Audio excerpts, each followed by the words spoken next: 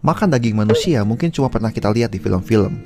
Tapi kira-kira apa yang bakal terjadi kalau kita beneran coba di dunia nyata? Gimana rasanya dan apakah bahaya? Oke, kalau disajiin daging manusia, bisa jadi kita nggak sadar.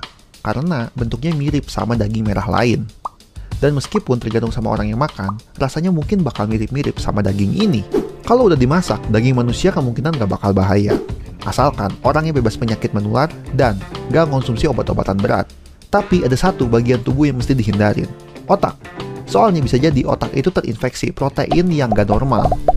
Kalau kemakan, bisa nyebabin banyak penyakit yang bikin penderitanya menggigil, susah gerak, dan ngomong. Bahkan sampai... ya, kalau pengen tahu lebih lanjut, kalian bisa nonton video ini. Oke, meskipun gak bahaya, tapi emang siapa sih yang makan daging manusia?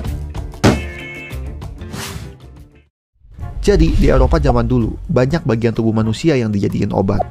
Terus ada juga yang percaya kalau bubuk dari mumi itu mujarab buat berbagai penyakit. Saking banyaknya orang yang beli, persediaan bubuk mumi asli Mesir habis. Malah sampai ada yang nyuri mayat dari pemakaman buat dijadiin mumi dan dijual. Gila banget.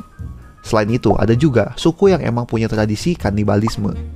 Misalnya, kayak suku ini, yang bakal makan sesamanya kalau mereka dianggap dalam tanda kutip kerasukan. Terus ada juga yang terpaksa jadi kanibal buat bertahan hidup. Buat mereka yang kelaparan, daging manusia bisa dijadikan pengaja lapar. Kandungan energinya setara sama puluhan kilo daging sapi. Kayak orang-orang yang terjebak di pegunungan ini. Mereka kepaksa makan bangkai sesama anggota penjelajah yang udah mati lebih dulu buat selamat. Atau korban pesawat jatuh di pegunungan Andes yang makan jenazah penumpang lain.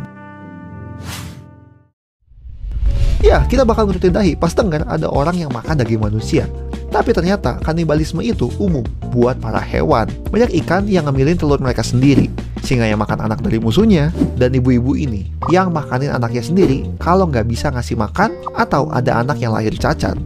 Tapi ada juga yang sebaliknya, anak laba-laba yang makan ibunya sendiri biar mereka dapat nutrisi. Nyatanya kanibalisme ini udah ada sejak ribuan tahun lalu, dan makan daging manusia nggak bikin sakit, asal yang dimakan sehat. Jadi selama masih banyak daging hewan lain yang bisa dimakan, kita bisa jauhin. Makan temen. Dan seperti biasa, terima kasih.